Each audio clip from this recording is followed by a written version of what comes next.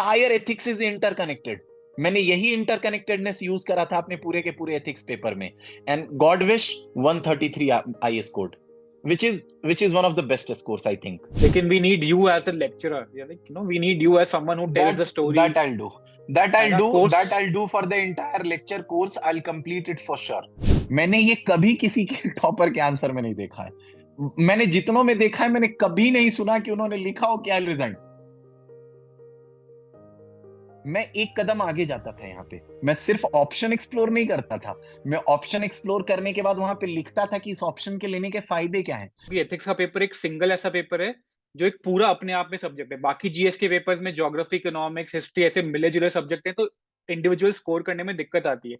Ethics however is one composite paper. तो अगर ethics आपने ढंग से कॉन्कर कर लिया तो हमारी समझ ये है कि you will get a massive massive boost.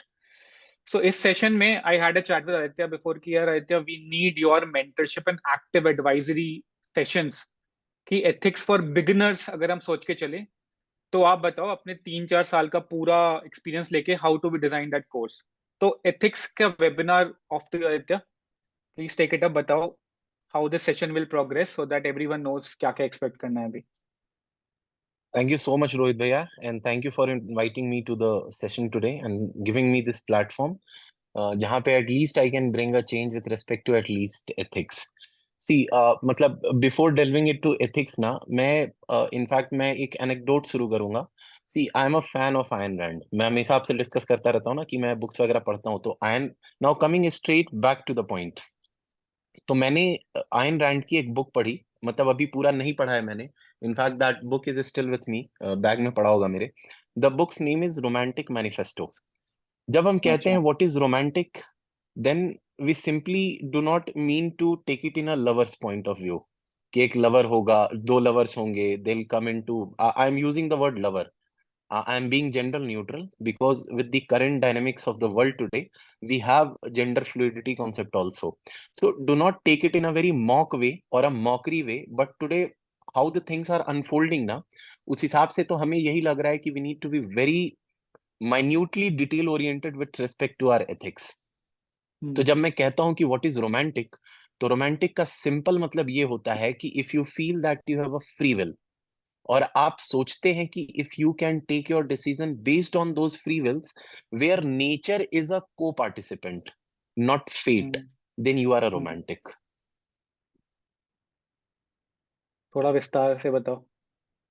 कहने का सिंपल मतलब इतना होता है कि जैसे हम जब दर्शन पढ़ते हैं, फिलोसफीज पढ़ते हैं, तो there are people who say कि एवरीथिंग इज प्री डेस्टिन्ड। हम्म।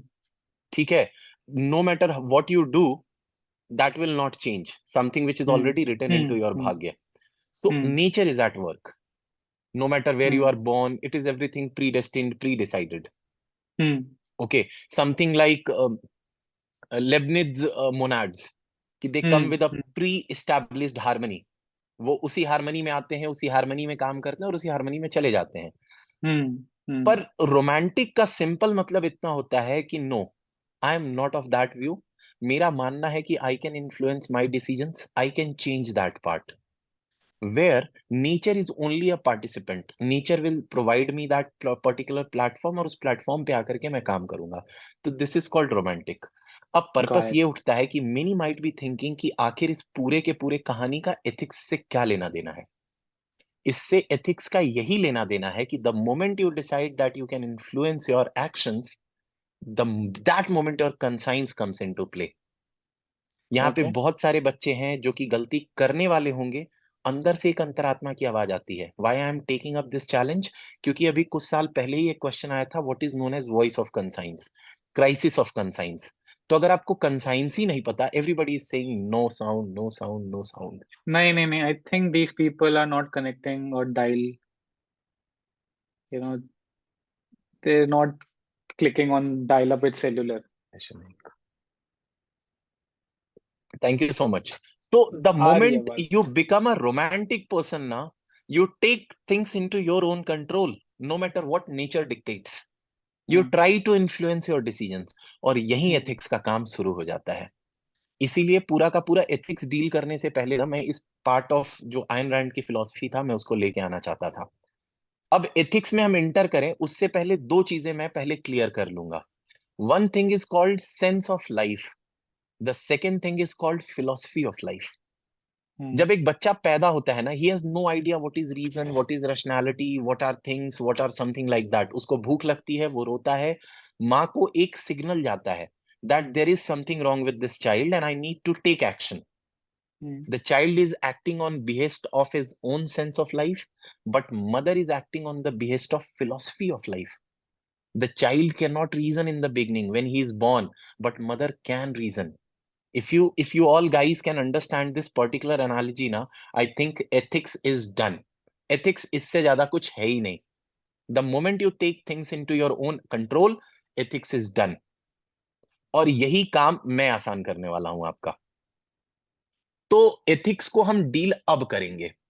तो सी एथिक्स, जैसा कि मैंने कहा कि this is entirely one crisp subject. छोटा सिलेबस है, बट छोटा से कहने का मतलब ये नहीं है कि this is something going to be finished in a days wink, कि मैंने ऐसे चुटकी बजाई, या फिर वो क्या बोलते हैं, पितृदेव संरक्षण kind of something, Harry Potter का ऐसे वॉन्ड घुमा दिया एंड एवरीथिंग इज गॉन. ऐसा नहीं होगा, ऑब्वियसली ऐसा नहीं होगा. तो हम ना एथिक्स को पहले सिलेबस वाइज डील करेंगे, फिर हम समझेंगे कि आखिर सिलेबस में उन चीजों को डाला क्यों गया है, फिर हम ये समझेंगे कि हमें नोट मेकिंग क्यों करनी है और कैसे करनी है. बिकॉज एथिक्स इज समथिंग ना where you can make a marginal difference. छोटा मोटा हम्म डिफरेंस नहीं. डेल्टा हम्म जो होगा बहुत हाई होगा, एंट्रोपी बहुत हाई होगी. एंट्रोपी सिंपली मीन्स एनर्जी, आप बस हम्म एनर्जी से समझो. तो that delta energy change is very high, very very high. So without delving too much here and there, let me directly introduce that what ethics is all about. Ethics को अगर हम philosophers की भाषा में समझे तो ethics derives from philosophy. Why philosophy? क्योंकि लोगों को जब ये समझ में आया कि what is, there are certain things which are not in their control. अचानक बारिश होने लगी, अचानक ओले गिरने पड़े, अचानक बाढ़ आने लगी, ठंड बढ़ गई, रात हो गया, सूर्य आ रहा है, सूर्य जा रहा है. तो this is something which was imperceptible to them, to their senses, की कैसे हो रहा है. Perceptible to their senses in literal terms, कि उनको दिख रहा है कि दिन हो रहा है, रात हो रहा है, पर उनको समझ नहीं आ रहा कि ये हो क्यों रहा है. तो they try to reason with metaphysics कि व्हाट इज एक्चुअल रियलिटी. कि जैसे अगर मैंने इसको सूर्य कहा तो सूर्य अभी है, रात को क्यों नहीं है. तो this is something fascinated them. तो उन्होंने कहा कि पहले मैं मेटाफिजिक्स की बात करूंगा कि what is reality, what actually is real. अगर हम दर्शन की बात करते हैं तो दर्शन में there is a very famous quote that is known as ब्रह्म सत्य जगत मिथ्या. तो वेदांत में ये बताया गया है कि that ultimate reality, that substance is Brahma, and this entire जगत is nothing but a manifestation of Maya through Brahma. That is one perception that can be known as one literal meaning known to the Vedantic people. When we come to Kantian philosophy, Kant कहते हैं कि with the sense of reason, मैं मजबूर हूं कि that I need to transcend this world and get into something unknown and unknowable. I know that there something exists, but that is unknowable and unknown. That is the area of reason. और जब हम इन सारी चीजों को एक साथ मिलाते हैं ना, there takes the place of philosophy and one part is called ethics. तो डायरेक्टली एथिक्स नाउ, कि आखिर यूपीएससी ने एथिक्स को कैसे डिफाइन करा है. तो यूपीएससी ने आपका काम दार्शनिक बनने का तो बिल्कुल नहीं करा है. वो बिल्कुल नहीं कहता कि आप दार्शनिक हो जाएं. आपको प्लेटो की डीप हिस्ट्री जाके नहीं पढ़नी है. You simply have to know them कि आखिर प्लेटो ने क्यों कहा ऐसा. अगर प्लेटो ने एथिक्स को बांटा कि our entire society is into three fragmentation, पहला part is king, the second part is the people who are going to derive the entire administration, and the last part is the people who are going to do the justice और the service, that is the प्रजा वाला part. तो ऐसा क्या ethical उसने logic सोचा कि उसको ऐसे ही डिराइव करना था. हमें ये नहीं पढ़ना है. हमें सिंपली ये पढ़ना था कि ये तीन जो थी वो फिलोसफी ऑफ प्लेटो थी, और ये तीन एथिकल पार्ट्स थे उसके. That is all we have to do. तो यूपीएससी हमें इतना आसान करके देती है पूरा का पूरा सिलेबस. ये पूरा का पूरा बैकग्राउंड इसलिए था कि मैं एथिक्स को समझा सकूं कि where does ethics has originated. अब हम आते हैं कि यूपीएससी ने सिलेबस को क्या कहा है. तो यूपीएससी ने सिलेबस को टेक्निकली 7 पार्ट्स में बांटा है. उसमें भी 2 part entirely dependent on polity, because ultimately we are going into the system. If you aspire to become an IAS, you are getting into system, and system में जाने का मतलब ही है कि that you need to be ethical, moral and legal. You cannot violate those basic principles of ethicality, morality और legality. इसके लिए आपको लॉयर बनने की भी जरूरत नहीं है, इसके लिए आपको दार्शनिक बनने की भी जरूरत नहीं है, और इसके लिए आपको हिमालय मेरे सामने दिखता है यहां जाकर के पूजा पाठ करने की भी जरूरत नहीं है कि मैं ध्यान में बैठूंगा ऐसे और मैं तभी जान पाऊंगा कि what is legal, what is ethical और व्हाट इज मोरल। तो दो चीजें तो उन्होंने पॉलिटी की डाल दी, वो भी टॉपिक आसान हो गया। एक पूरा का पूरा सेगमेंट हमारे केस स्टडीज पे है। तो अगर आप ऊपर के 5 पहले समझ लेते हैं और दो पॉलिटी के साथ मिक्स कर देते हैं, तो आपका पूरा का पूरा case study segment, that is the 8th segment, it becomes easy. Comparing to GS 1 2 3, जहां इतना विविडनेस है, इतनी वेरिएंस है, इतना स्टैंडर्ड डेविएशन है। माफ करिएगा, अभी स्टैटिक्स के टर्म निकल रहे हैं क्योंकि अभी हमारे सेशंस लास्ट वीक में ही स्टैटिक्स और data interpretation, data science, machine learning, इन सब चीजों पे खत्म हुआ है। So why I am doing this, क्योंकि आप जब कोई चीज पढ़ते हैं ना, को relate them into your real life. अगर आप वो नहीं कर पाएंगे ना, this this entire challenge, UPSC challenge is going to be tough. और हमें करना यही है, हमें इस पूरे के पूरे चैलेंज को बनाना आसान है, हार्ड नहीं करना है।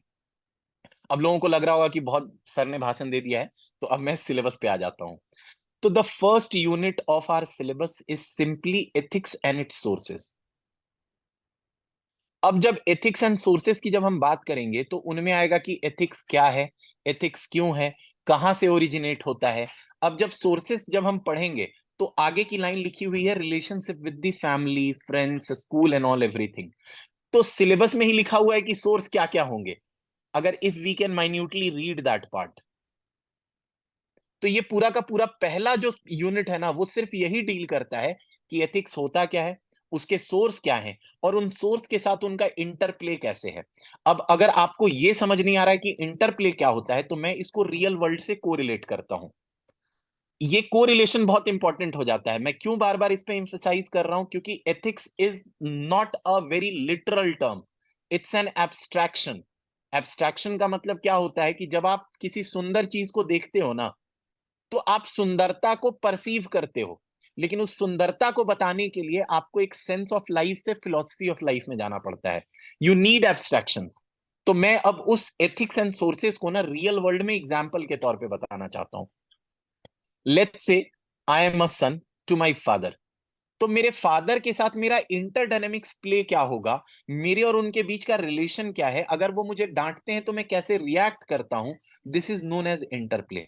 और पहला पूरा का पूरा यूनिट इसी पे बेस्ड है, और कुछ है ही नहीं। If we can understand that only, क्योंकि हमें बहुत डीप भी नहीं जाना है और हमें बिल्कुल सागर में नहीं रहना है।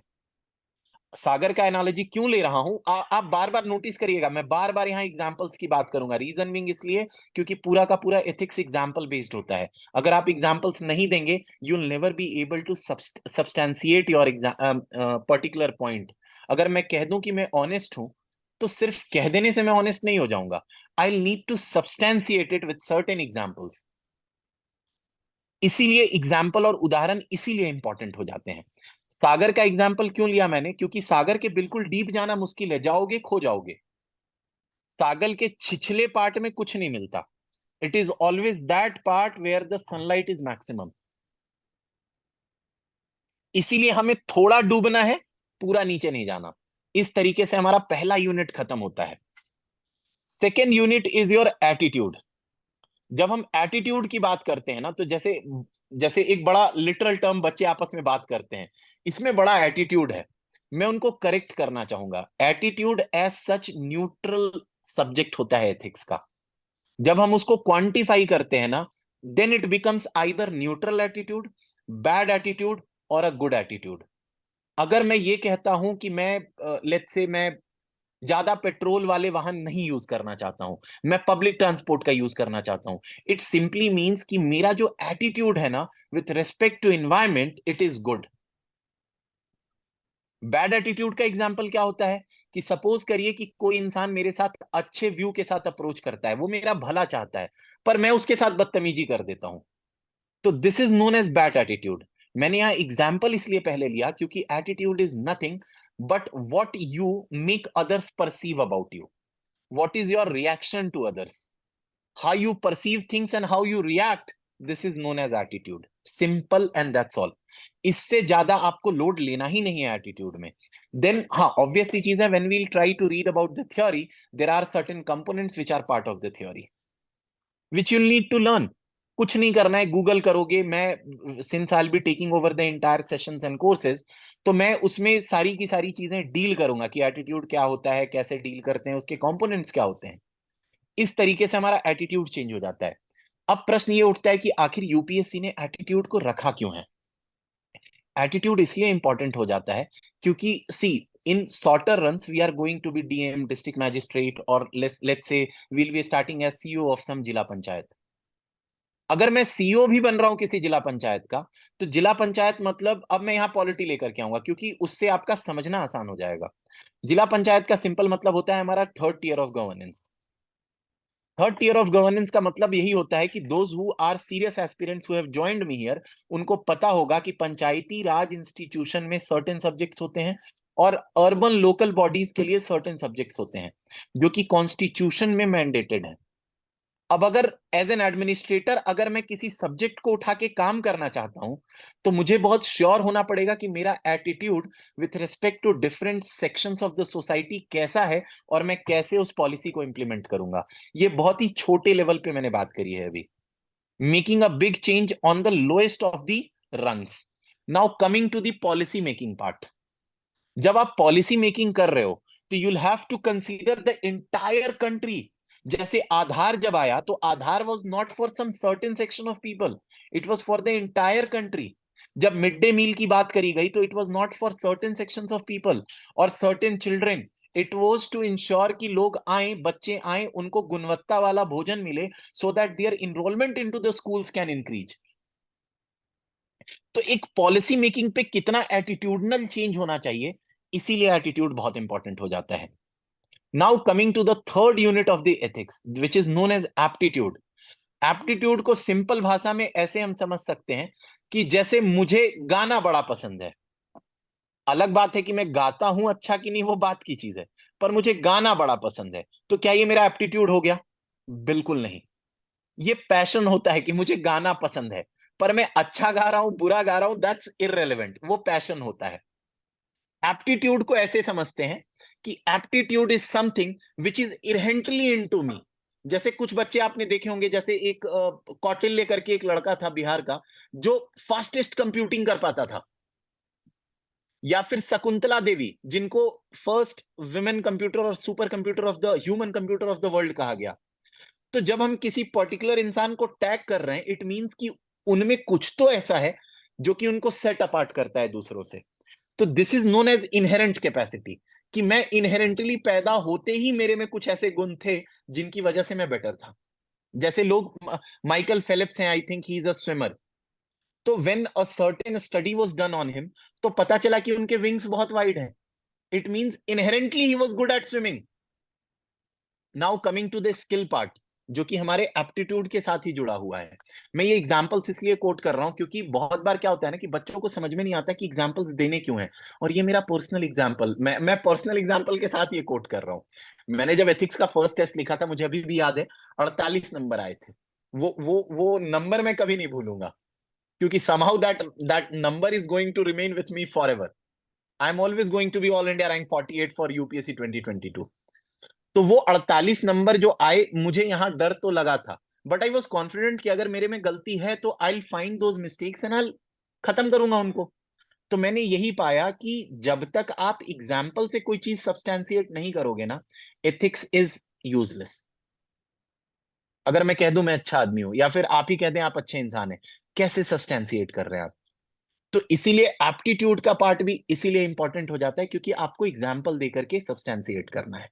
Now coming to emotional intelligence which is the fourth unit of ethics. और ये सारे के सारे सब्जेक्ट्स में इतनी जल्दी जल्दी क्यों डील कर पा रहा हूं, क्योंकि इसके नोट्स जो है ना 3-4 पेज से ज्यादा है नहीं, और मैंने कोई किताब रेफर नहीं करा, टू बी वेरी फेयर. मैंने जब किताब उठाई जो स्टैंडर्ड रेफरेंस मटेरियल्स होती हैं, नो डाउट,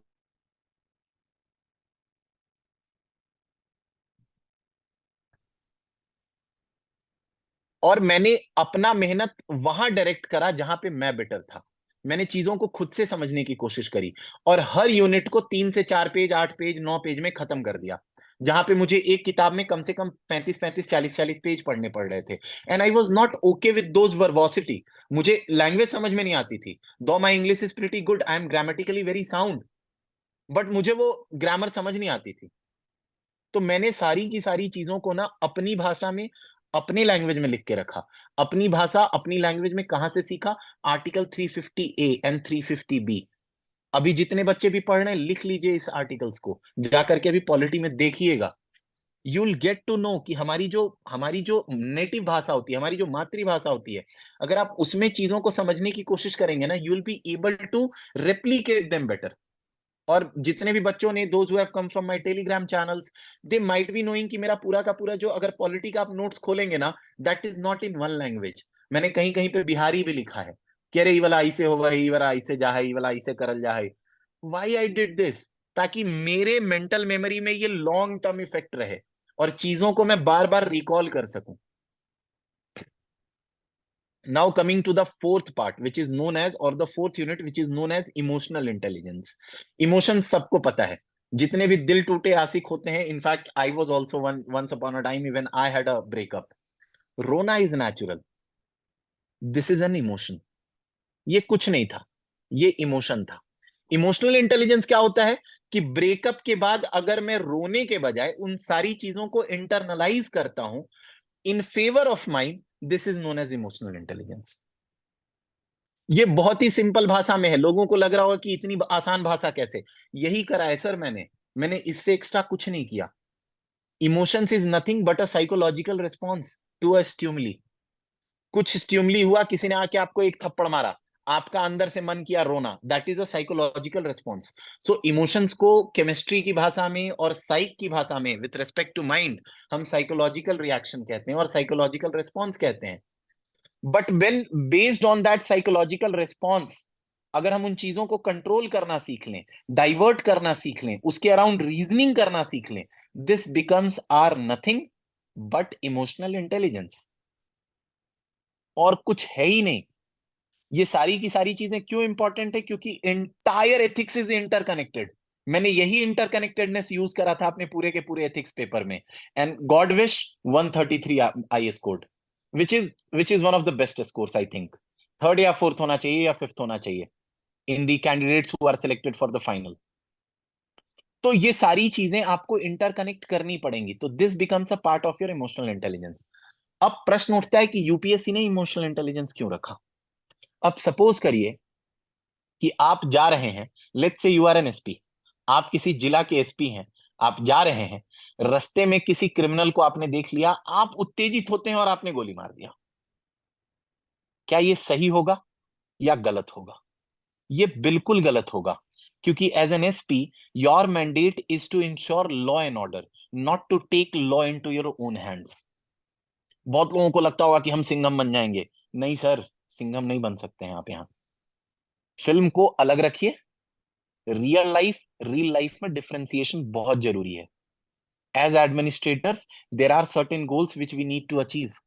तो हम इमोशनली हाई होकर के नहीं कर सकते हैं कि एक बुढ़िया, जैसे एक बड़ा ही प्यारा एग्जांपल है कि एक बूढ़ी माता आपके पास आती हैं और उनका राशन कार्ड नहीं है और वो बहुत रो रही है, उनको खाना चाहिए ही चाहिए, लेट्स से पीडीएस में, पब्लिक डिस्ट्रीब्यूशन सिस्टम के तहत। तो क्या आप उनको खाना दे देंगे तुरंत? आप पर्सनल कैपेसिटी में अपना पैसा लगा के उनको खाना दे सकते हैं, that is your individual choice, that is your personal choice. But as an administrator what you can do, आप उनको खाना एट अ टाइम नहीं दे सकते हैं। एज एन एडमिनिस्ट्रेटर आप उनका पीडीएस कार्ड को एक्सपीडाइट करा सकते हैं, ताकि उनको, she does not have to go through that hassle of going, coming again and again. ये नहीं करना है। तो आपको बहुत ही लॉजिकल होना है। आप कानून को अपने हाथ में नहीं ले सकते हैं, कॉन्स्टिट्यूशनल मैंडेट को आप अपने हाथ में नहीं ले सकते हैं। इसीलिए इंपॉर्टेंट हो जाता है इमोशनल इंटेलिजेंस। फिर आता है fifth part, which is nothing but the philosopher around the world and India. यहाँ पे कुछ समझाने की जरूरत नहीं है, क्योंकि हर इंसान अपने आप में एक दार्शनिक होता है। लेकिन यूपीएससी आपको दार्शनिक होने के लिए बिल्कुल नहीं कहती। आप इस पेपर को होकर के दार्शनिक मत बनिएगा कभी भी। There are certain people, certain philosophers, certain personalities जिनको हमें पढ़ना है और आगे बढ़ जाना है। क्योंकि अगर हम पूरी दुनिया को देखेंगे तो पूरी दुनिया में अनंत फिलोसफर्स होंगे। जैसे एक बड़ी प्यारी लाइन है कि हरि अनंत हरि कथा अनंता। तो हरि अनंत है, उसी तरह उनकी कथाएं अनंत हैं। तो हर कथा के लिए एक अलग फिलोसफर मिलेगा। अगर हम तुलसीदास जी को कवि ना माने एक पल के लिए, अगर मैं मान लूं कि वो कवि नहीं है, तो वो भी फिलोसफर है जब वो कहते हैं कि सिया राम में सब जग जानी। धार्मिक होने की जरूरत नहीं है, सिया राम में सब जग जानी को सेम टर्म्स में स्पिनोजा ने पैंथीज्म कहा है। जब हम न्याय दर्शन की फिलॉसफी को पढ़ेंगे तो वो कहते हैं कि our every knowledge is determinate preceded by indeterminate. यही चीज कांटियन फिलॉसफी कह के गया है। तो अगर हम इन चीजों को कोरिलेट कर पाएंगे ना फिलॉसफी में, तो उसको दिक्कत नहीं है। I am there, I will be able to relate, क्योंकि मैं हूं। और इनफैक्ट मेरा तो दर्शन एज अ सब्जेक्ट भी रहा है, तो यहां पे तो मेरी महारत हासिल है। आई विल इंश्योर कि आपको तकलीफ नहीं हो। जैसे एक बड़ा प्यारा लाइन है, concept of sins by Gandhi ji. 7 sins हमें पढ़ने होते हैं। विवेकानंद का कॉन्सेप्ट क्या है? भीमराव रामजी अंबेडकर का क्या है कॉन्सेप्ट? इसी तरीके से there are certain other philosophers also. अगर हम दार्शनिक की भाषा में समझे तो बुद्ध को हमें पढ़ना पड़ेगा, हमें जैन को पढ़ना है। और सिर्फ बुद्ध और जैन को क्यों, हमें लोकायत चार्वाक को भी पढ़ना पड़ेगा, who says eat live and be merry. उनकी फिलॉसफी को बड़ा नकारा जाता है, लेकिन हमें फैक्ट समझना पड़ेगा कि जिस समय चार्वाक ने अपनी फिलॉसफी दी, खाओ पियो और मौज करो, वो उस समय की जरूरत थी। आज के समय में हम नहीं कह सकते हैं। लेकिन समझना तो हमें पड़ेगा ना कि चार्वाक को ऐसा क्या हुआ कि उन्होंने ऐसी फिलॉसफी दे दी। अगर हम प्रेजेंट टर्म्स में बात करें तो there might be many philosophers who I would want to name, but I can not. There are controversial figures, I can not name them. But जो इंपॉर्टेंट है, जैसे गांधी हो गए, अंबेडकर हो गए, भगत सिंह हो गए, स्वामी विवेकानंद हो गए, फॉर दैट मैटर आपको। चलिए एक प्रश्न है, रोहित भैया आपसे है, आप जवाब देंगे। अब आप सॉरी करिएगा, मैं पहले सॉरी मांग ले रहा हूं अगर आपको जवाब नहीं पता तो। सती बताओ प्रथा बताओ। भारत में किसने बैन करवाई? Either of the one. अद- आइदर आप ब्रिटिशर का नाम बता दीजिए, या तो आप उस इंडियन का नाम बता दीजिए जो थे। राम मोहन रॉय कहीं रिलेटेड थे ना इसमें? बिल्कुल सही, राजा राम मोहन रॉय ही थे। तो क्या राजा राम मोहन रॉय को भूत चढ़ा था क्या कि मुझे सती प्रथा बैन करानी है? There must be some philosophy around it. Then another person who revived the widow remarriage. Widow remarriage, जो भी बच्चे यहां सुन रहे होंगे उनको पता होगा, there is a concept called levirate. In ancient India, हमारे वैदिक काल में लेविरेट करके एक टर्म हुआ करता था, जहां पे बड़ी भाई बहन, बड़े भाई की विधवा से छोटा भाई शादी कर लेता था। नियोग कहते थे उसको, नियोग कहते थे हिंदी में। My roommate is here, he is saying कि लेविरेट को हिंदी में नियोग कहा जाता था। तो जब जब उनको ये चीज थीसिस प्रूफ करनी थी कि क्यों वो विडो मैरिज के सपोर्ट में है, why he is championing the cause for widow marriage, he had to go to the ancient Indian philosophy. कि भाई लेविरेट करके एक कॉन्सेप्ट था, ये भी एक दर्शन है, ये भी हमें पढ़ना है। पर हाँ, देर आर इनफाइनाइट दर्शनाज, हमें सब नहीं पढ़ना। इसी तरीके से इंग्लिश में लेबनीज पढ़ेंगे, डेकार्ट पढ़ेंगे। Descartes famously has said that cogito ergo sum, I think therefore I am. इसी तरीके से आपको टैबुला रासा का कॉन्सेप्ट पढ़ना होगा, लॉक का। देन कम्स ह्यूम कम्स, जो कि डायलेक्टिक्स का दे करके गए हैं, हु सेज कि एक थीसिस होता है, एक एंटी थीसिस होता है, दोनों मिलते हैं तो सिंथेसिस होता है। Now that synthesis becomes a thesis for the newer level. और ये पूरा का पूरा प्रोसेस जो है इनफाइनाइट रिग्रेशन में चलता रहता है। ये सारी चीजें हम समझेंगे। मैं थोड़ा डीपली इसलिए चला जाता हूं क्योंकि दर्शन मेरा ऑप्शनल सब्जेक्ट रहा है। इस तरीके से मैंने कहा ना कि मैंने पूरा का पूरा जो यूनिट 1 2 3 4 5 है मैंने खत्म किया। अब आते हैं last 2 units which are nothing but polity. मुझे कुछ समझाने की भी जरूरत नहीं है, बच्चों ने अभी तक खत्म कर लिया होगा, क्योंकि पॉलिटी में भी वो पढ़ते हैं। आपको चार्टर पढ़ना होता है, आपको ऑब्जेक्टिव्स पढ़ने होते हैं, मिशन पढ़ने होते हैं, आपको कस्टमर डिटेलिंग पढ़नी होती है। पूरा का पूरा पॉलिटी इन्वॉल्व है चैप्टर 6 और चैप्टर 7 में। थोड़ी सी थ्योरी होगी, 10 पेज से ज्यादा नहीं पढ़ना है। All you have to do is to do the word play, वो हमारे आंसर राइटिंग में आ जाएगा। अच्छा, एक मिनट पॉज लेते हैं यहाँ पे। आई बिल्कुल। Am this is only for the people who are going to attempt 2024 prelims and then the mains.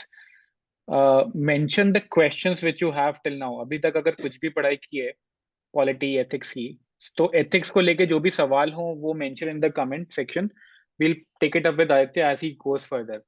Aditya, तुमसे एक सवाल है कि so the way you know narrated the whole syllabus बहुत ही, लाइक यू सेड राइट, बहुत ही इजी लग रहा है, ठीक है? और है ऐसी इजी? चीजों में दो, नहीं नहीं, इजी है, इजी है। हाँ, तो मैंने जो सुना है ना, मैं जो बच्चों से बात करता हूँ, या मतलब इतने साल हो गए चलाते चलाते, तो या तो बच्चे बहुत ट्रिवियलाइज कर देते हैं चीजों को, विच बेसिकली मीन्स कि क्योंकि ये सारे टर्म्स हैं, ये these things in our daily life, so we end up either trivializing them and we take the subject very lightly, या we go into the full PhD mode, ठीक है, जो भी latest and very complex verbose hmm intellectualized ideas, right? You have been somewhere in the hmm middle.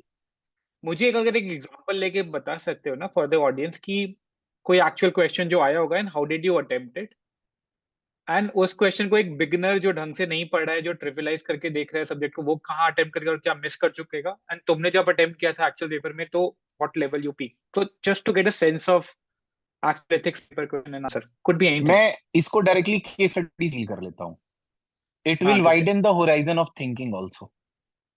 Done. जैसे suppose करिए एक SP है, वो एक किसी गांव के एसपी हैं, अधीक्षक हैं, पुलिस अधीक्षक।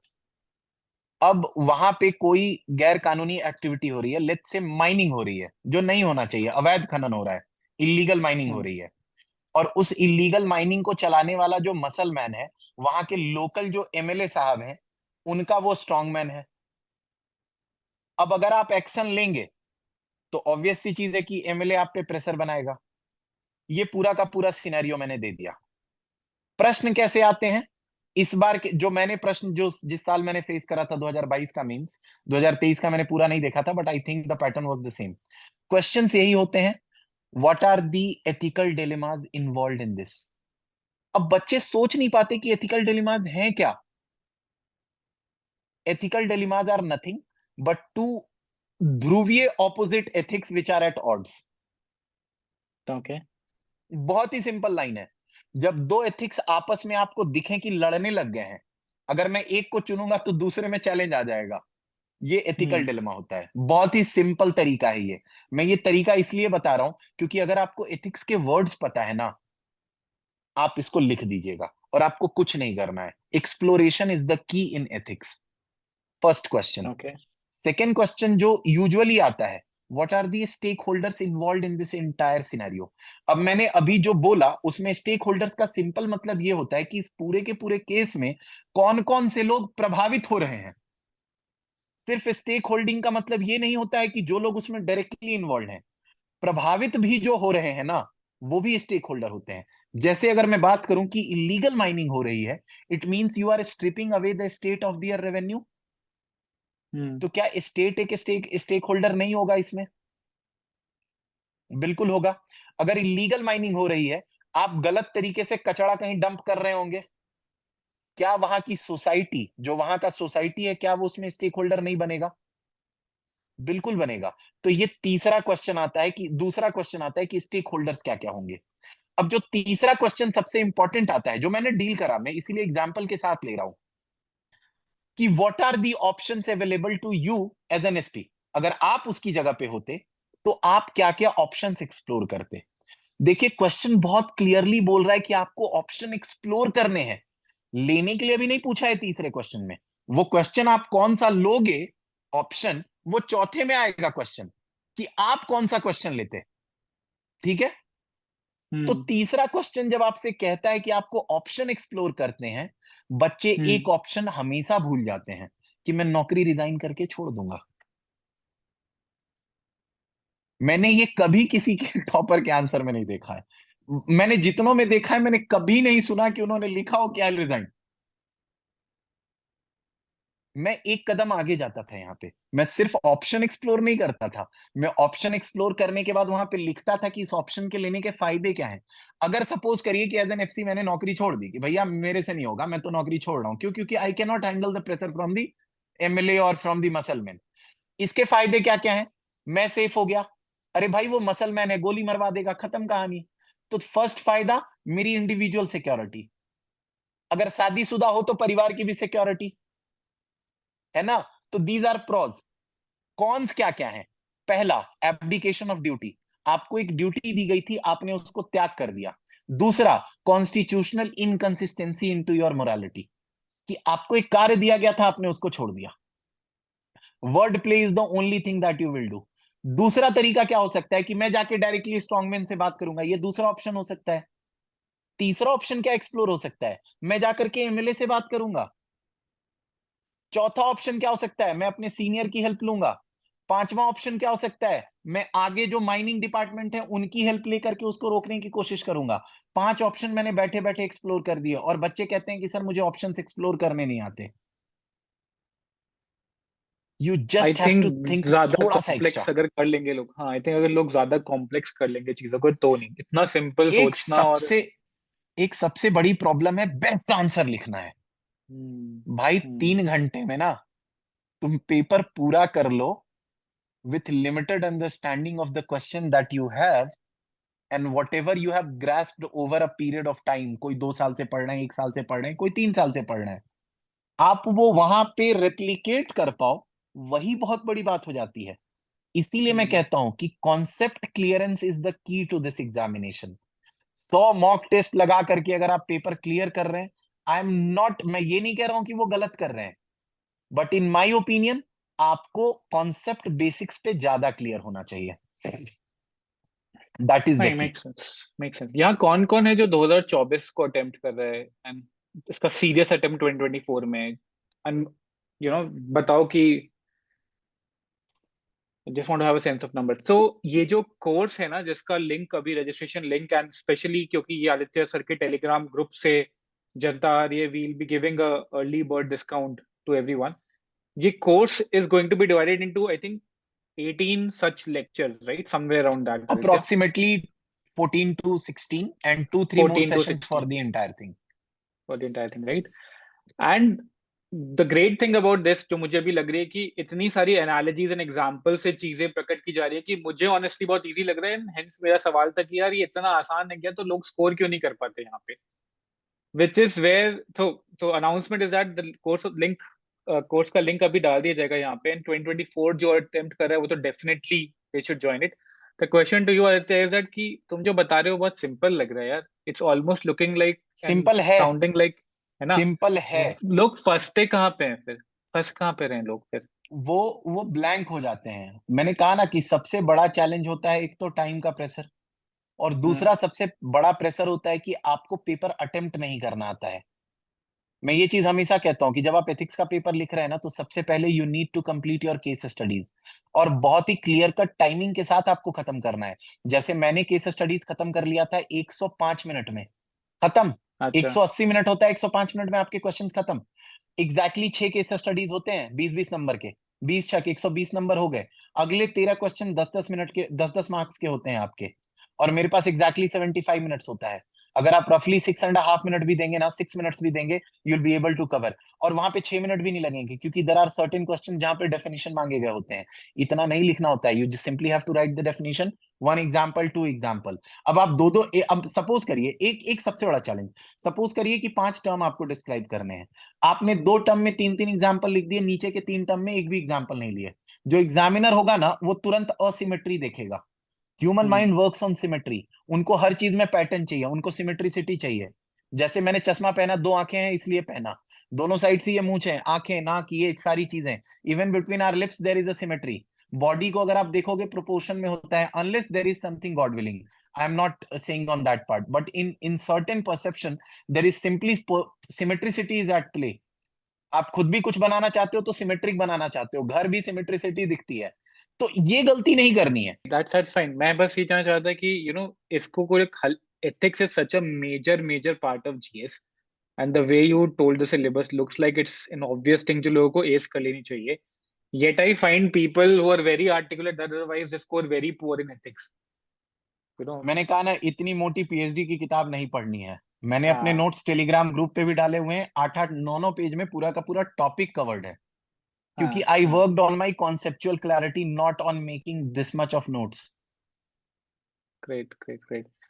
ठीक है, I think this is super super helpful. तो what we will do from our end is कि when we, and I think course का लिंक ऑलरेडी शेयर हो चुका है, we will have these in depth lecture sessions with you. साथ में हमारे mentors होंगे, हमारी टीम होगी जो आंसर राइटिंग में हेल्प करेगी, उसको चेक करेगी, टाइमली सबको पेपर रिवर्ट होंगे वगैरह वगैरह। आई थिंक तुमने अपने ग्रुप में ही टेलीग्राम में ही मेंशन किया था कि थोड़ा बहुत आंसर राइटिंग के बारे में बताओगे। the aspects of note making and the utilities बिल्कुल of PYQ. थोड़ा इस पे टच बिल्कुल करते हैं. बिल्कुल बिल्कुल। मैं एक काम करता हूँ, those who have come from my Telegram channel, अगर आपको मेरा पहला ही यूनिट दिख रहा होगा तो if you can access that, मैं भी यहाँ पे अपना पहला यूनिट खोल ही लेता हूँ, या फिर एक काम करिए आप दूसरा यूनिट खोल लीजिए, क्योंकि यूनिट 2 मेरे मुझे ही नहीं दिख रहा अपने इस पे पैड पे। टेलीग्राम पे. तो अच्छा. एक काम करते हैं, हम यूनिट 2 खोल लेते हैं, which is known as your attitude. सबके पास इफ यू कैन एक्सेस, अगर नहीं भी एक्सेस कर पा रहे हैं तो आप, कोई बात नहीं, आई आस्क रोहित भैया टू अपलोड इट देयर, हाँ हाँ हाँ. ठीक है। We'll upload the अगर आप link. हाँ. मैसेज में शेयर कर सकते हैं वो फाइल तो यू कैन डू।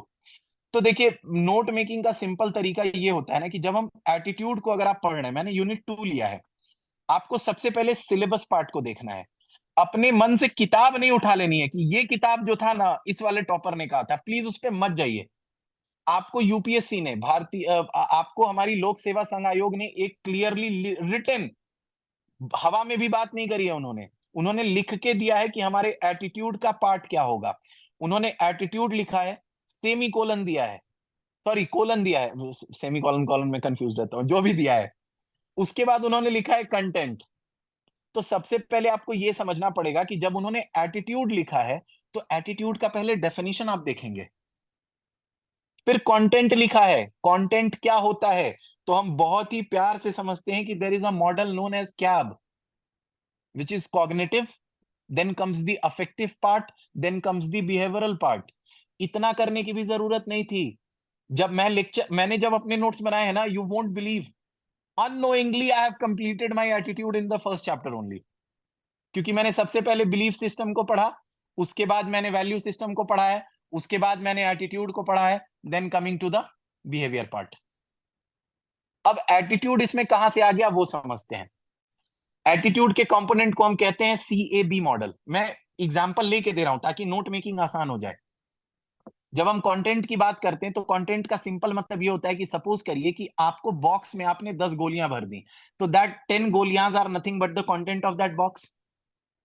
तो जब हम एथिक्स की बात करेंगे तो मैंने शुरू में ही कहा है कि ethics is something like idea, आप उसको एक्सप्लेन नहीं कर पाओगे डेफिनेटिव टर्म्स में। तो हमें कॉन्सेप्ट की जरूरत इसीलिए पड़ती है, हमें कंटेंट की जरूरत इसीलिए पड़ती है। तो जब हम कंटेंट की बात करेंगे तो मैंने पहला टर्म लिखा बिलीफ।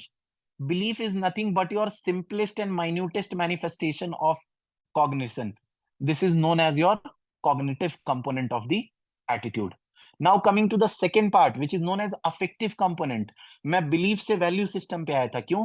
क्योंकि values are those ethical moralities which are worth containing, जिनको हम पकड़ के रखना चाहते हैं। That is your affective part, क्योंकि वहां इमोशंस होते हैं। अगर मैं कहता हूं कि मैं राम भक्ति करता हूं तो emotions is contained and values are not easily changeable, वक्त लगता है उनमें।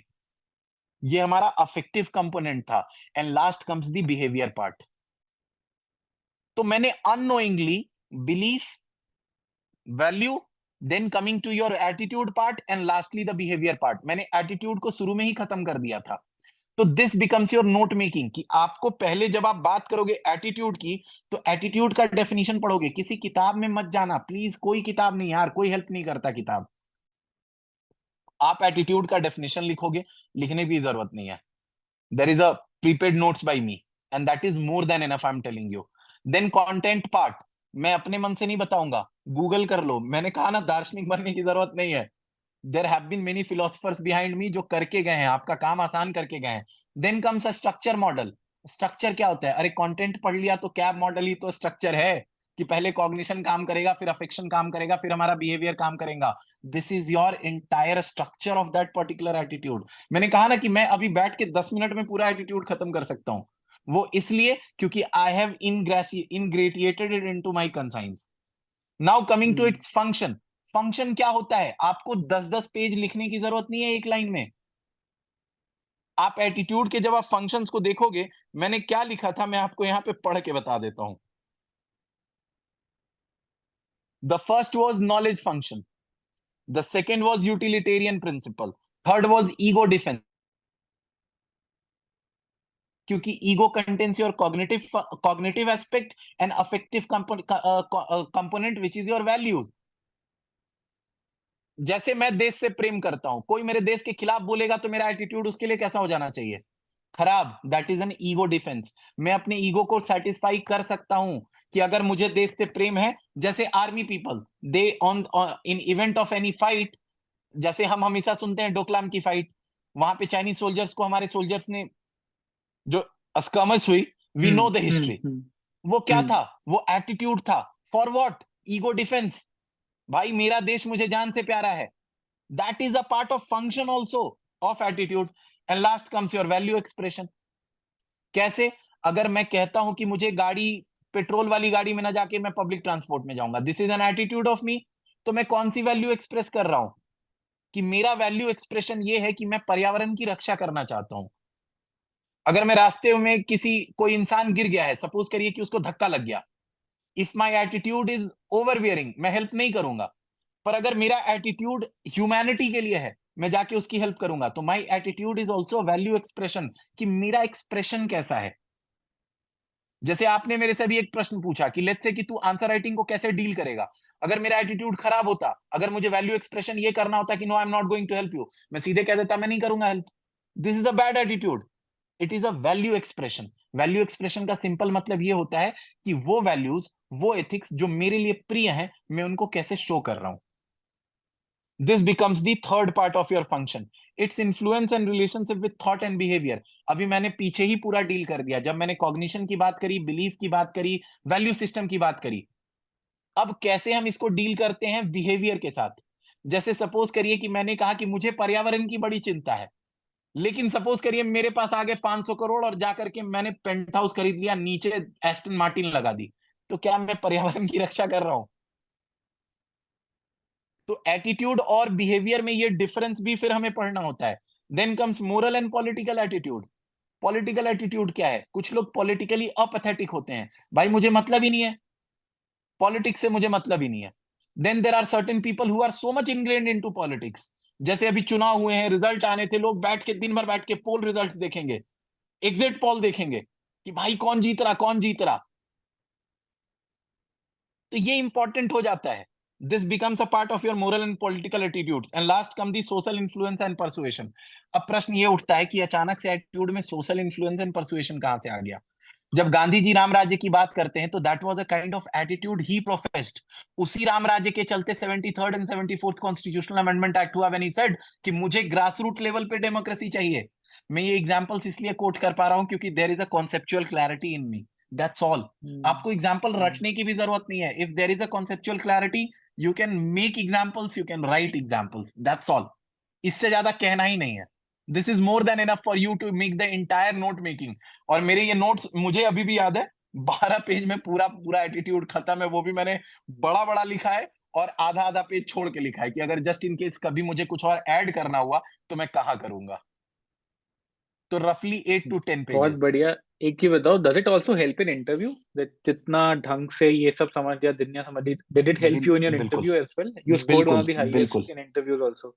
बिल्कुल। एक चीज और बताओ, जब तुम बात करें तो मुझे ध्यान में आया कि did you write, how important is it to write mocks and get those answers checked? Because तुमने बोला ना कि ये थ्योरी हम तुमसे समझ लेंगे एंड एनालॉजीज और एग्जांपल्स बहुत सही आएंगे, and for us to translate that to the exam, how difficult is that journey? इसका आंसर मसल आपने मेमोरी ही कितनी शुरू में स्ट्रांग कहा होनी है। चाहिए मतलब? इसका इसका इसका आंसर आपने शुरू में ही दिया है। आपने कहा कि हम या तो बिल्कुल ही नहीं पढ़ते हैं, या तो पीएचडी लेवल पे चले जाते हैं। हमें दोनों दोनों एंड्स को अवॉइड करना है। हमें एक hmm ample number of test series लगानी है। जैसे मैं अपना एग्जांपल ले लेता हूं। मैंने तो बाबा लिटरली मैंने बहुत ज्यादा आंसर राइटिंग नहीं करी है, मॉक आंसर राइटिंग नहीं करी है।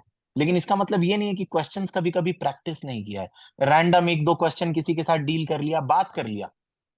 मैंने बोला ना, मेरा तरीका बहुत अलग था। मैं आंख बंद करके स्केलेटन तैयार कर लेता था कि मुझे इस क्वेश्चन में 7 मिनट में कितना कितना टाइम दे करके इंट्रो खत्म कर देना है, मेन बॉडी में क्या खत्म करना है, कंक्लूजन क्या होना चाहिए। मैं मेंटली आंख बंद करके लिख सकता था और 2 पेज खत्म होते थे मेरे। मैं इतना प्रोफिशिएंट था at making the mind maps. But ये एप्टीट्यूड की बात हो गई। I am not sure if hmm everybody can do it. Everybody has their own competencies, everybody has their own aptitudes. जो जिसमें अच्छा है वो वही कर ले। Then I know certain people, जैसे मैं, मेरा एक बड़ा प्यारा दोस्त है गौरव त्रिपाठी। वो मॉक्स लिख लिख के उसने नंबर स्कोर करा है। और मैं हमेशा कहता हूं, करत करत अभ्यास से जड़मति होत सुजान, रसरी आवत जाते हैं सिल पड़ पड़त निशान। Practice always makes a man perfect, not perfect but approaching to perfect. तो हम्म हमें हम्म एक्सट्रीम पे भी नहीं जाना है, पर एक ऑप्टिमम नंबर ऑफ क्वेश्चंस तो आपको सॉल्व करने पड़ेंगे, आपको एनालाइज करना पड़ेगा, आपको फीडबैक लेना पड़ेगा, कि आपको ये पता होना चाहिए कि आप जो आंसर लिख रहे हैं वो किस दिशा में जा रहा है। But then also I would put a word of caution, वो एनालिसिस, वो फीडबैक कितना आप परसीव कर रहे हो और कितना सही दिया गया है, ये मैटर करेगा। हाँ, अंडरस्टैंड। एट दिस पॉइंट जनता में से किसी को भी कुछ स्पेसिफिक सवाल हो, बताना, and I try to pick it up from the chat. Keep your questions specific to the point, और जितने अच्छे क्रिएटिवली आस्क क्वेश्चन होंगे उतने पूछेंगे। बाकी तो आदित्य ने मोटा मोटा बता ही दिया है, and the rest will, are there certain words in ethics which seem to have meaning. I think शायद this will take in detailed course, right? क्योंकि it's not a simple question, ये फिर लंबा ही खींचेगा।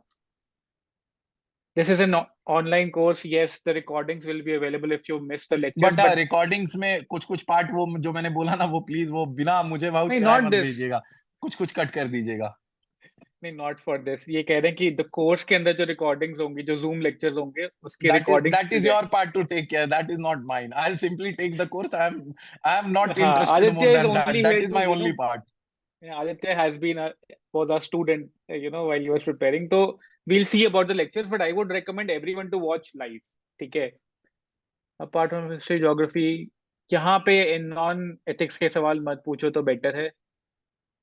We can go bilingual in the interview again. Is this course included in the Depends. SMP UAP program? Varsha, yeah, we can try. We'll see. I'll talk about the intern team if this course can be given to everyone who joins the UAP course, जो CD का है, जिसमें Aditya sir mentorship करते हैं.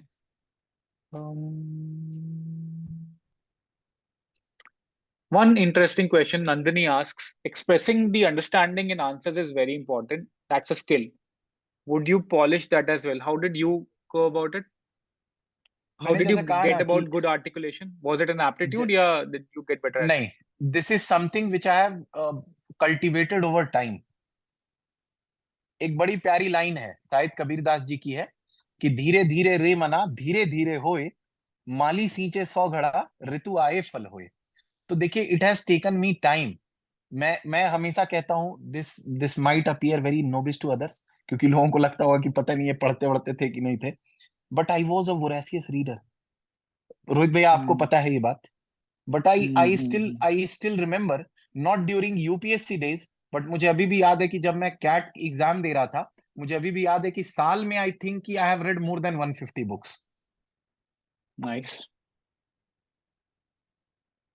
मैं books के नाम बोल सकता हूँ: Zen and the art of motorcycle maintenance, Ray Bradbury का Fahrenheit 451, then coming to the animal farm, then coming to 1984, then comes the argumentative Indian, then comes the Tuesdays with Morrie, then comes the fountainhead, then comes ये तो romantic सारी manifesto, classics then हैं। Comes United we stand, then comes objectivism, then comes individualism, then comes Karl Marx, then comes war and peace, then comes art of war.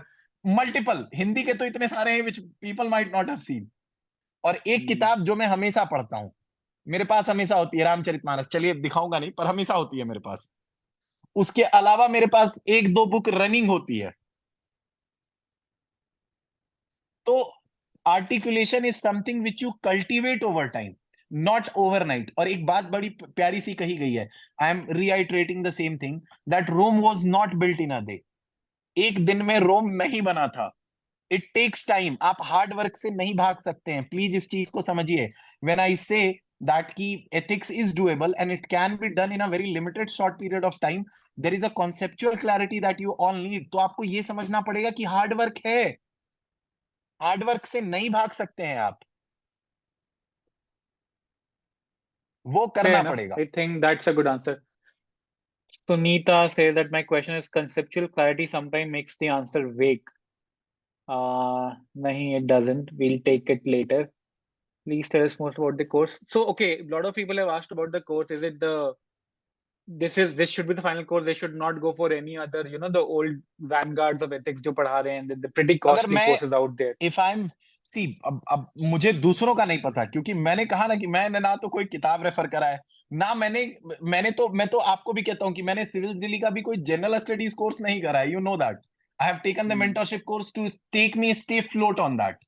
तो मैं बहुत clearly कह सकता हूं कि if I have made my own notes, if I have completed them within time, if I can complete the paper within time with the examples which are relevant, I can definitely say कि from my side you'll get the entire ethics covered, covered, hmm done, done and dusted, यही कहूंगा मैं।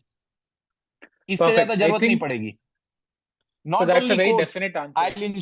I ensure कि आपको case studies में जो सोचने वाली प्रॉब्लम आती है ना, कैसे करना है, वो कर सकते हैं।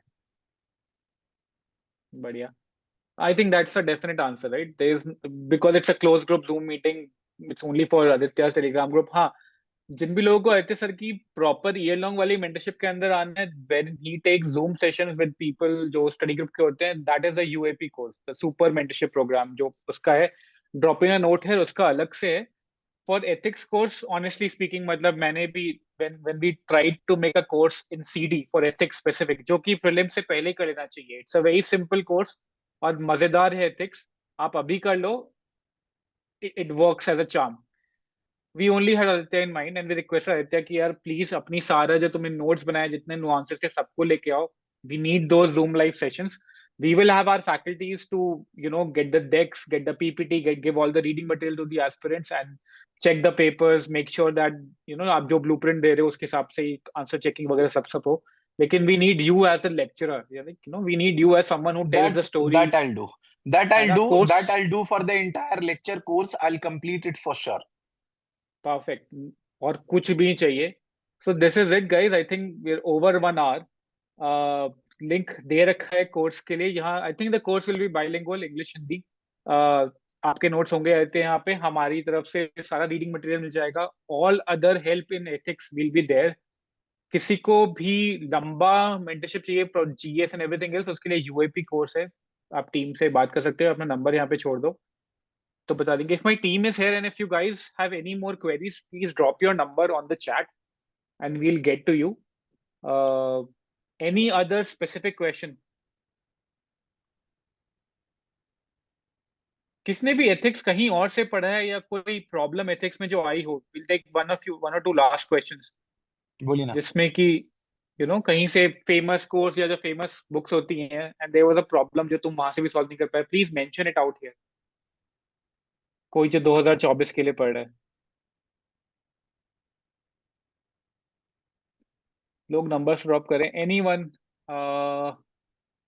If anyone wants to speak right now, I can unmute selective people. You can raise your hands if you have a good question.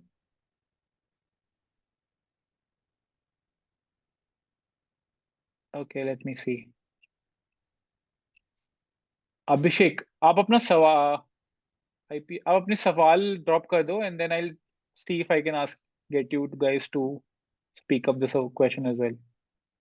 देखिए, मैं 2025 वाले भी ज्वाइन कर एक चीज सकते हैं. मैं एक चीज मैं और बता देता हूँ। जैसे बच्चे पूछ रहे हैं स्टैंडर्ड कोर्स बुक, मैंने नहीं पढ़ा है कोई किताब, मैं तो suggest how he did you नहीं go कर about सकता it? हूँ। ये so did you Google even look search, at any topper notes? हाँ, गूगल गूगल सर्च, सर्च के अलावा गूगल कोई और सर्च। रैंकर के नोट, कोई और रैंकर कुछ के नहीं, नोट? कुछ नहीं, हेलो. कोई नोट्स नहीं। ओके. Hello sir. अभिषेक, हाँ बताइए. As you told the topper notes, I think 2017 batch, I think one topper of ethics related, I think 1 minute sir, this guy can be. अभिषेक सवाल बोल दो, कोई बात नहीं. रैंकर के नोट्स के बारे में व्हाट्स द क्वेश्चन? सर ये था ना कि जैसे कि सब कोई लिखता है, मतलब एक फ्लो में आंसर लिखता है, बट उसको लिखने का एक सोचने का जो मेंटलिटी है वो कैसे बिल्ड करें सर? क्योंकि जो फ्लो में एक सब कोई चाहता है कि एक फ्लो में आंसर लिखें कि एक दूसरे से रिलेटेड हो, बट कभी कभी होता है ना कि आंसर लिखने टाइम होता है ना कि कभी अप डाउन हो जाता है, तो उसको कैसे एक किया जाए? देखिए, पहली चीज तो ये होती है कि अगर आप कभी भी किसी क्वेश्चन में फंसते हैं ना, तो याद रखिए कि वो क्वेश्चन हमारा रिश्तेदार नहीं है कि हम उसको इज्जत देंगे, हम उसको छोड़ के अगला क्वेश्चन बनाएंगे। We'll try to cover as much question as much we have in the time. ताकि लास्ट में जब हमारे पास थोड़ा सा मोमेंट बच जाता है ना 3-4 मिनट का, तब आकर के हम वहां पे वो टाइम दे पाए। पर अगर आप ये कह रहे हैं कि आपके पास हर क्वेश्चन में ये प्रॉब्लम आ रही है, इट मीन्स कि आपका बेसिक्स क्लियर नहीं है और आपको कॉन्सेप्चुअल क्लैरिटी नहीं है। ठीक है। That's a very quick, sharp answer. और किसी को, anyone else? Hello. Okay. एक मिनट, रुक जाओ, let me unmute, okay? Nimrat, go ahead with your question. Hey, good evening, sir. So the question is that you said that for the basic things you can search for the Googles, right? Google is yes. a pool. How reliable is the Google sources? Like, what exactly you meant by saying Google as a specific source? See, we are not searching for the partners of Ananya Pandey or Abhishek Pandey. We are searching for things which are subjective in nature. So when you read those things, and if you have read enough for GS 1, 2, 3, you'll know which sources you have to refer to. When I say what are the contents of attitude, when you'll search the Google, obviously there are definitive sections which are same or similar in nature. They might be similar in nature. You'll pick up the words. Like I said, no, when we say what is the content of the attitude, is in nothing but a CAB model. How you elaborate on those CAB model is up to you. Like how you define the cognitive aspect of the attitude, how you take up the affective component. Like many people take up the affective component in a very different way. I take up affective in the case of emotions also. Then I go and try the psychological responses of the emotions also. This is a part and parcel of your studies which you have done over time. Then coming to the behavior part. So see, when you are saying that Google is not reliable, it means either you are not looking at the right aspect or you are trying to avoid the obvious. Maybe we are too much concerned on the books things, right? Too much. Exactly. Yeah, Exactly. that's That is the challenge. See, UPSC has given you a syllabus. I would want you to stick to syllabus with respect to ethics at least. So I think the general problem which happens is this, right? Ethics closely crosses heads with philosophy, and there is a huge, scope for digressing, and because it's so damn interesting, and ethics and philosophy is something in our day and age, it's even coming in, your social media. Anyone who has an opinion is kind of harnessing the power of leaders and thought leadership and whatnot and giving all the gyan, and that is where it fucks Yes. everything. So the reality is that you need to blinkers लगा के चलो और exactly जो UPSC bureaucratic values को define करके ethics चाहते हो पढ़ के एग्जाम निकालो, and we can keep studying literature later आप ऑन. एक बार you don't have to mug up everything, but इसका मतलब ये नहीं है कि मग नहीं करना होता है. राजा कोई नहीं होता. पहली चीज तो ये कि इस देश में राजतंत्र का कोई कॉन्सेप्ट नहीं है, लोकतंत्र है. तो ऐसे एजुकेशन इन्फ्लुएंसर से बचिए. हम ये कर देंगे, नहीं कर सकते हो. लीगल लूपहोल्स होते हैं, कॉन्स्टिट्यूशन को फॉलो करना होता है. सिंघम नहीं कोई बन पाता है. लोग कहते हैं हम ये बनेंगे. कैसे बन जाओगे यार, उम्र नहीं होती है इतनी. तो आपको इस चीज से बचना पड़ेगा. पहली चीज तो ये है. दूसरी चीज क्या होती है ना, कि हम इतने ज्यादा सोशल मीडिया को कंज्यूम करते हैं ना, कि हम अपनी रियलिटी भूलने लगते हैं कि हमें क्या करना है. तो आप बहुत क्लियर रहिए कि this is something which I have to cover. It means cover. भले ही मुझे एक पर्टिकुलर कोचिंग इंस्टीट्यूट के 4 शॉर्ट्स छोड़ने पड़े. दो even I do make shorts. मेरा भी यूट्यूब चैनल है, मैं भी शॉर्ट्स अपलोड करता हूं. भले ही वो भी छोड़ना पड़े, it does not matter. But first give priority to yourself. अगर आप अपने आप को प्रायोरिटी नहीं देंगे ना, कोई नहीं देगा यार. माँ बाप के बाद कोई नहीं सोचने वाला है. तो first give priority to yourself. अच्छा, एक Again, इंटरेस्टिंग क्वेश्चन और है. बोलिए ना. I Sabri think that Madan. solved your question, Nimrat. Yeah, thank you. Thank you so much. One interesting question, sir. Can we use unfamiliar examples that we heard locally as an example in our answers, like personal? Can we go hyper local in our examples? Or is it better to remember even the only famous क्यों ones? नहीं जाएंगे? क्यों नहीं जाएंगे? मतलब if somebody can tell me कि क्यों Playing नहीं safe. जाएंगे? I think the question is, if I want to play safe, should I only quote Gandhi and the popular leaders, or can I go बिल्कुल नहीं. local? Why to stop yourself? मैंने philosophy में आधे answers ऐसे ऐसे philosophers को quote करा है. Everybody tries to avoid Tulsiram. Tulsidas ji, मैं तुलसीदास को लिख करके आया हूं। मैं फिलोसफी ऑप्शनल में पीएफआई बैन हुआ था, वो लिख करके आया था। पीपल विल थिंक कि तुम गलत अच्छा लिख रहे हो, एक ये लिख रहे हो। एक बार बताओ, ये जो तुमने ये किया था, मतलब टू मीट अपीयर्स बोल्ड, ये पूछ लिया था मेंटर्स से या ये दिल की बात सुन के लिख के आ गए थे? ये अपने दिल की बात थी। मैंने कहा ना कि मैं एक चीज को बहुत फॉलो करता हूं। अगर आप लीगल हैं, अगर आप कुछ लॉ वायलेट नहीं कर रहे हैं, आप एथिकल हैं, if that can be sustained on to your ethical morality which comes from your conscience, and if you are on the moral side that comes from the social dynamics, कोई फर्क नहीं पड़ता कि आपका आइडिया कितना outrageous है। Link of the courses here, अपने numbers छोड़ दो आप लोग जो भी है, and my team will get back to you and we'll answer your queries and we will Yes, from my get you side, in. I'm very clear that I'll be completing the course in 14 to 16 courses, and that would be very definitive. आप उस पे थोड़ा बहुत value addition, जैसा मैंने कहा ना कि गूगल करके कर सकते हैं, but I think my notes is going to be complete. लेकिन हाँ, Perfect. समझना पड़ेगा, हार्ड वर्क करना पड़ेगा, रिवीजन की जरूरत पड़ेगी। अगर आप 10 पेज भी नहीं पढ़ोगे एक यूनिट के लिए तो फिर तो दिक्कत है। Cool. And I think we'll start this course in next 5 to 7 days. ठीक है, somewhere around mid of December start करेंगे और 1.5 महीने में I think we'll finish it up.